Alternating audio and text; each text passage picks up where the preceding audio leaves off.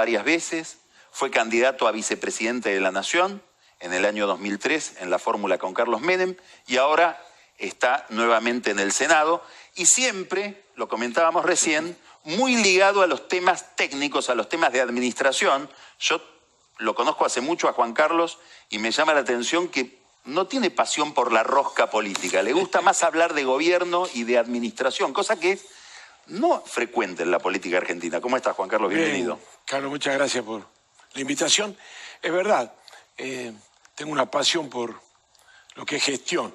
Obviamente que me gusta hacer política, pero yo creo que la gestión nos obliga a ser serios y no proponer cosas imposibles. Ojalá pudiéramos reunirnos y decir, bueno, ¿qué repartimos? ¿Qué damos? Porque los argentinos tenemos esa propensión, ¿qué nos va a dar el Estado? ¿Qué vamos a conseguir? Y esto es viejo, esto viene de la época de la colonia, ¿no? El rey proveía y nosotros recibíamos y algunos se apropiaban de tierra, otros de encomenderos y esclavos. Esa cultura donde todo depende de lo que el Estado nos da, lo podemos sacar. Y miremos el sistema empresario argentino. La mayoría vinculada al Estado por concesiones, o por obras, o por servicios. Entonces, en toda Latinoamérica es así, ¿eh? Digamos, si vos mirás las grandes fortunas latinoamericanas... Sí, tiene que ver con concesiones. Siempre hay un decreto. Ahora, eso es cierto. ¿Eso vos crees que viene de una cultura... de la época de España. De una concepción de la riqueza que nos viene de España. Que venía de qué es lo que proveía el rey o qué le sacamos al rey. ¿Vos crees que eso es distinto del mundo anglosajón? El mundo anglosajón, desde su cultura, de su religión, promovió otro tipo de actitud más competitiva y más complementada.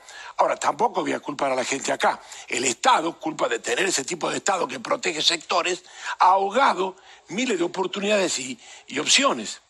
Uno diría, bueno, ¿por qué las compañías de low cost vienen de afuera, casi todas? ¿Y qué hacen los ricos argentinos? ¿Por qué nunca arriesgaron en líneas aéreas? Porque les parecía más negocio. ¿Por qué ningún banquero, salvo comprarse estancias, ningún banquero arriesga en el sector competitivo de la economía? Nos miremos por qué pasa eso, porque estamos acostumbrados a cuidar lo que tenemos y no competir. Entonces es muy difícil encontrar reglas de juego para que aparezcan otros actores. Además, tenemos una situación de crisis que hace que Argentina tenga una tasa de impuestos tan alta, que perjudica a los chicos, los medianos y los grandes. El pacto fiscal del año pasado ha significado aumento de impuestos. En mi provincia subieron todas las actividades económicas. Claro, el tope decía hasta 5%. Claro, sí. Bueno, eso pasó con ingresos brutos. Vamos al 5%, vamos al 5%, por la duda. Entonces, creo que la gente está sufriendo estas consecuencias. Ahora te quiero hacer una pregunta. Yo te estoy escuchando a vos y si yo no supiera cómo encuadrarte en términos de partidario, yo diría, este hombre viene del gobierno. Es mucho más cercana esta posición tuya a lo que uno le escucha decir a Macri que a lo que le escucha decir a muchos compañeros tuyos dentro del peronismo. Bueno, yo hace rato que cuando Néstor Kirchner copó el partido de la forma que lo hizo, en su momento yo me retiré del PJ. Y en Salta, en un enfrentamiento con Urtubey, me expulsaron del partido. No expulsado como asociado, pero sí como afiliado, sino como dirigente. O sea, yo hace muchos años que ya fuimos víctimas y parte de esa ruptura de los partidos. Y cuando ahora ves que muchos de lo que te expulsaron dicen no tuvimos nada que ver con el kirchnerismo. Bueno, eso me causa gracia porque yo puedo decir que no tengo un día de kirchnerista. Un día. Pero tampoco no hay que hacer casa de bruja, la gente se la mide por los hechos. Creo que el kirchnerismo fue lo que siempre dije y sostuve, era yo pensaba que Néstor Kirchner nos iba a llevar al abismo suavemente, y nos llevó al abismo suavemente. El país lo dejó el kirchnerismo destruido moral, económica y socialmente. El daño que se le hizo a la producción, al sistema energético, una provincia como Salta que perdió 15 millones de metros cúbicos por día. Hoy, Vaca Muerta, con todo su potencial y marketing, produce 20 millones de metros cúbicos por día, que es lo que Salta inyectaba hace 12, 15 años. Eso cayó a un tercio por las políticas del kirchnerismo. Salvo, digamos, A ver, comparemos con Europa. Europa fue destruido físicamente, humanamente por los muertos y económicamente. Bueno, nosotros tuvimos, felizmente, no tuvimos los muertos ni la destrucción de tantos edificios, pero el resto de la economía terminó como después de una guerra acá. Entonces yo más que pensar como macrista, pienso en lo que hay que hacer. Y yo creo que lo que se debe hacer, sea Macri o sea otro razonable, hay que hacer lo mismo, que es tratar de recuperar una conducta argentina de vivir no a lo prestado, no vivir a lo grande, vivamos de acuerdo a nuestras posibilidades. Ahora, ¿el gobierno venía en esa dirección? ¿O decía venir en esa dirección? Sí, de con golpe muchos estamos errores, en esta por supuesto, crisis. claro. ¿En qué se equivocó Macri? Yo creo que se equivocó primero en que el optimismo le ganó a explicitar con profundidad a la gente, a los sectores, la realidad que el país recibíamos, la realidad que recibe el país. Tenía que haber reunido a los sectores, los trabajadores. Vos decís que no era un mensaje general. No un era mensaje que a la los que herencia toman recibida, la herencia decisiones. recibida. Había que sentar a la mesa a todos y decir, muchachos, esta es la verdad, esta es la realidad. Ser menos soberbio, invitar a los economistas, a la gente que hable. Y de ese debate hubiera podido salir un consenso, no un cogobierno, pero sí un consenso de 10 puntos o de 15 puntos, lo que sea. Y nosotros, de nuestro sector, que el interbloque federal, lo planteamos, el bloque de Pichetto en Italia, Pichetto acá, Sí. lo planteó también, y el gobierno no quiso esa concertación. No ¿Por quiso qué? Porque yo creo que a veces algunos del gobierno están influenciados por ese concepto equivocado de la nueva política. Nosotros somos la nueva política, no nos juntamos con la vieja política, no queremos, ¿cómo diríamos?, los acuerdos que parezcan espurios, y esa pureza lo dejó muy solo al gobierno. Vos hablás con Macri. Sí, hablo con Macri. ¿Y cuando le decís estas cosas? A él se lo propusimos de acuerdo. ¿Y qué te dice? Te dice, bueno, vamos a ver, pero no sale de acuerdo. Ya es tarde, pues ya pasaron casi 4 años. Yo estoy hablando al comienzo. Sí, te entiendo. ¿Por Sí. cuál es el tema en Argentina?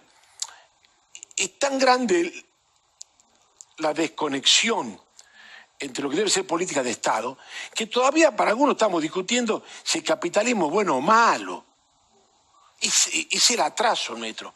No estamos discutiendo cómo hacemos un capitalismo moderno, controlado, que cumpla con sus obligaciones, y otros queremos ya otro modelo. Yo estoy convencido que si triunfaba el kirchnerismo, hoy estamos como Venezuela, lo dije 10 veces en el Senado. ¿Vos crees que ella puede volver?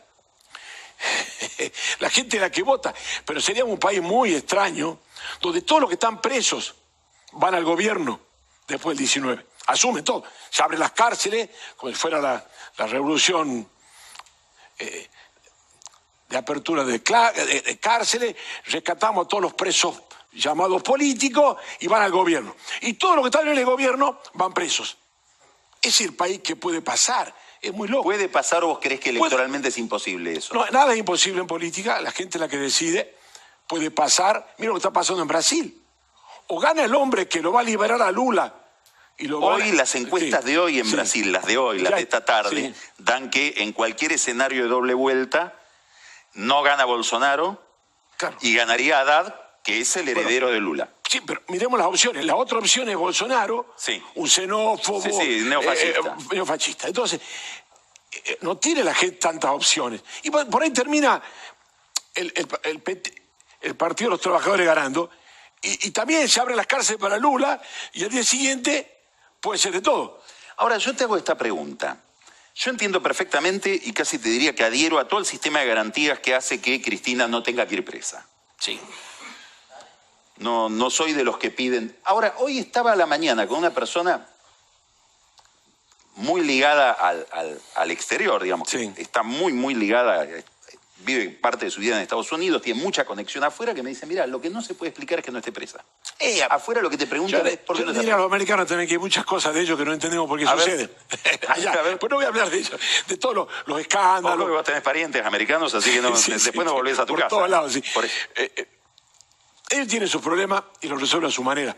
Ellos tienen que entender, y la gente tiene que entender, que esto no es un tema de Miguel contra Cristina o Miguel que la defiende.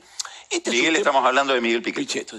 Esto es viejo. Cuando en 1853 se estableció los fueros, no era para darle ventaja para robar a los legisladores.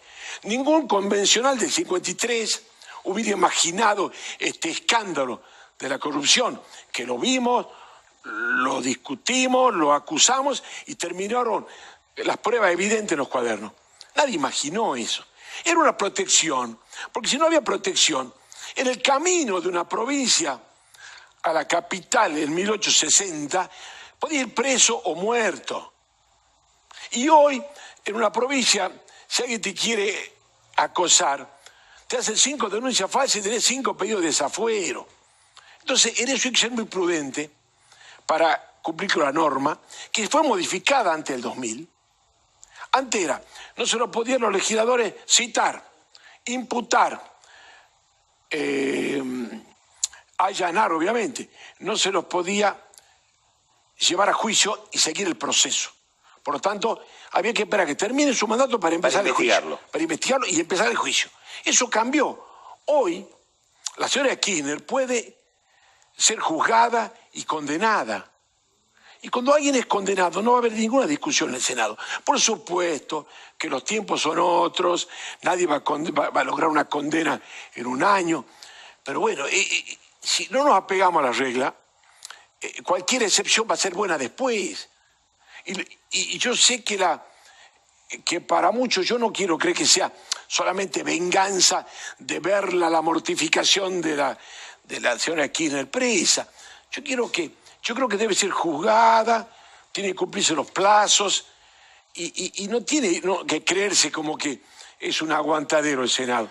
El Senado nunca fue pensado este caso tan extremo, pero la protección debe existir para que pueda haber libertad de exponer y expresarse. Yo durante el kirchnerismo dije lo que pensaba y se respetó mi palabra. Y en ese sentido creo que debe tenerse en cuenta que esto no es personal para proteger a nadie, sino que es una norma constitucional reglamentada por una ley que nos manda a un camino, ¿no? ¿Cómo estás pensando que va a suceder lo del presupuesto? A mí me decían que con toda esta discusión va a haber, probablemente se apruebe en diputados el 31 de octubre, bastante después de lo que piensa el gobierno, sí. Y en el Senado tercera semana de noviembre. Esos son los tiempos habituales, ¿no? Sí. Hemos llegado a aprobar presupuesto a fines de diciembre. Yo creo que son plazos razonables. ¿Qué pensás que va a ser la discusión central? ¿Cómo estás mirando ese tema? Vos presidiste la Comisión de Presupuesto durante muchos años, estás en la Comisión, va a pasar por tus manos el tema. Hay un tema de las provincias. Las provincias están en el mismo barco, porque se hunde el gobierno nacional, se hunde la provincia en los 2 meses, ya nos pasó en el 2001, bonos provinciales, crisis en la calle. Entonces las provincias tienen una parte asociativa con la solución que el gobierno pueda dar a la situación económica. ¿Todos los gobernadores? No, todos los gobernadores, pero hay sutileza, hay provincias que están muy bien, que no le aprieta tanto el zapato, hay otras provincias que no controlan a sus legisladores, pasa, pero yo no creo, una vieja regla es de que la oposición puede patalear, gritar, pero no puede dejar un gobierno sin presupuesto. Yo creo que en ese sentido van a tener que dar el debate y van a tener que verse 2 posturas. Va a estar lo que planteé Cambiemos y después va a haber un gran grupo de lo que yo le llamo el bloque de los demos. ¿Qué vamos a dar? ¿Qué vamos a dar? Demos a los jubilados, demos planes sociales. Y por ahí sale algo razonable. Yo creo que si hay excedente, es bueno que se achique la deuda. Porque uno de los problemas argentinos es, por un lado, el déficit y por otro lado, el stock de deuda. O sea, puede haber de la oposición cosas razonables. A mí me parece que todo recurso extra debe ser para bajar la deuda. Y después tenemos que tener reglas a largo plazo después, porque no podemos, los argentinos, como dijiste recién, nos condena el prontuario, los antecedentes. ¿Por qué no van a creer? Porque Macri impresione bien, no nos van a creer. Y para creer tenemos que demostrar.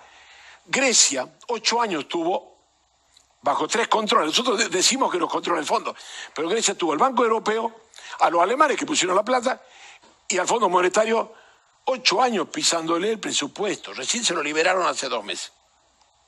Y eso que el gobierno es socialista. la izquierda que gobierna en Grecia. Tuvieron que hacer el ajuste, pero empezó a crecer. Portugal, cuando bajó el déficit al 1%, estando en Europa, empezó a crecer. Argentina tiene como obligación establecer reglas claras. Si no hay plata de impuestos que se puedan recaudar en mayor medida, más allá. Si no hay credibilidad afuera y los que nos prestan desconfían, tenemos que gastar lo que nos dé el cuero. Eso es la verdad. Te hago una última es lo que pregunta. hacemos en una casa, lo hacemos nosotros. ¿Cómo estás viendo el panorama electoral y sobre todo cómo estás viendo el peronismo que se ha distanciado de Cristina Kirchner? Y dentro de ese universo me gustaría que dijeras cuál es tu experiencia o tu juicio sobre, sé que te pongo en un brete porque a nadie le gusta hablar de personas, Urtubey, que es de tu provincia, el gobernador de tu provincia. Yo creo que el peronismo del sello, digamos, el que conserva el sello, no nos olvidemos que en la época de Alfonsín se perdió en el 83 y se tardó 6 años en recuperar.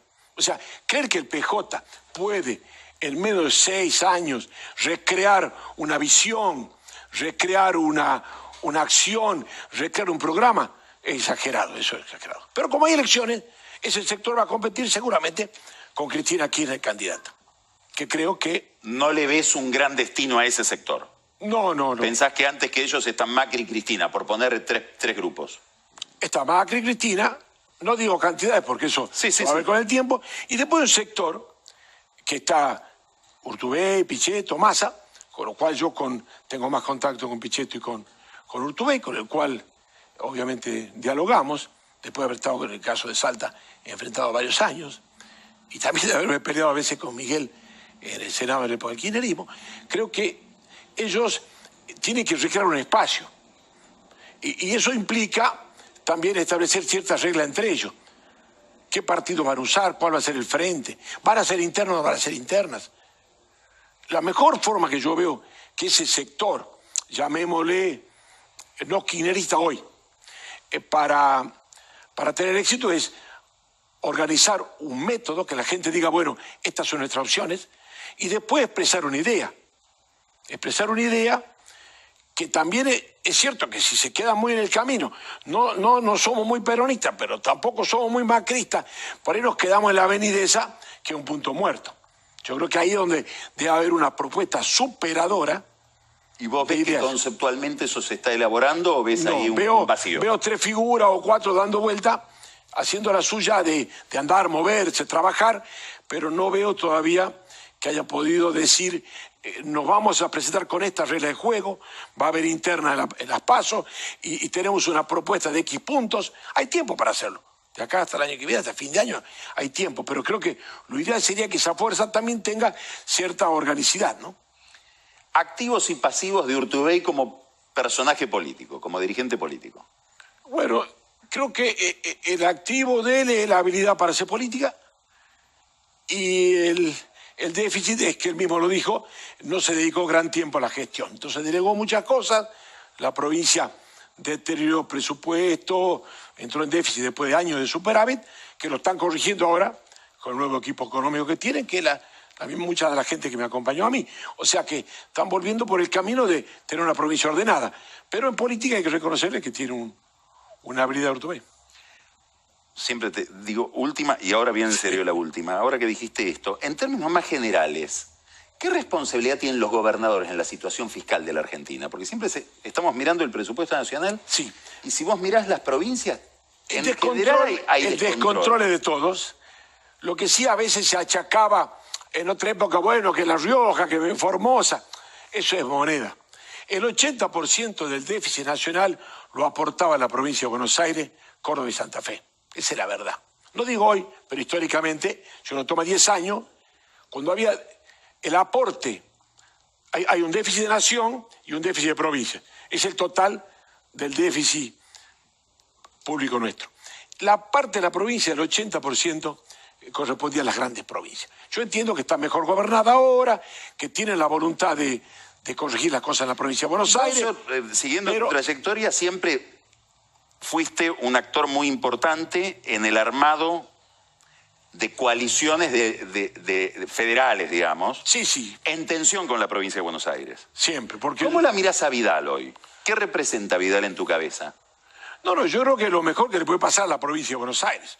Pero eso no quiere decir que no haya que desde las otras provincias también poner límites. Porque quiero ver en el presupuesto si se va a hacer cargo de electricidad. Pero digo, ella como personaje político, ¿te llama la atención? Sí, valoro muchísimo la pasión que pone para intentar hacer las cosas bien. Eso lo valoro en ella, sí. Juan Carlos, muchísimas gracias. Gracias, Carlos, nos vemos. Muy amable por esta entrevista. Vamos a un corte y viene ahora Marcos Buscali a hablar de la agenda económica, New York, Buenos Aires, las LEVAC.